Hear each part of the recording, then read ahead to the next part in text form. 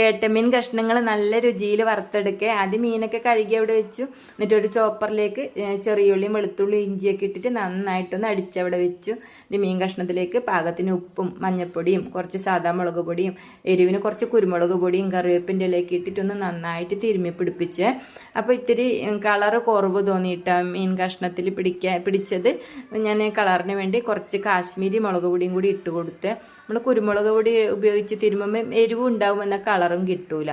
അപ്പോൾ ഞാൻ എന്നിട്ട് അതൊരു 10 മിനിറ്റ് സമയം ഒന്ന് അടച്ച് എടുത്തു വെച്ചു, എരിവും ഉപ്പൊക്കെ പിടിക്കാൻ വേണ്ടി.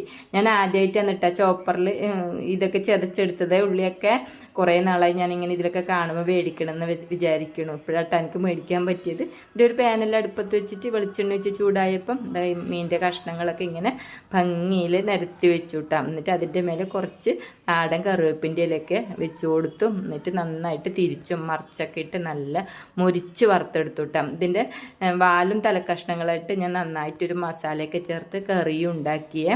അപ്പോൾ നല്ല ടേസ്റ്റ് ആട്ടോ. ഇത് ഏട്ടൻ്റെ കഷ്ണങ്ങളൊക്കെ ഇങ്ങനെ മുരിച്ച് വറുത്തെടുത്താൽ.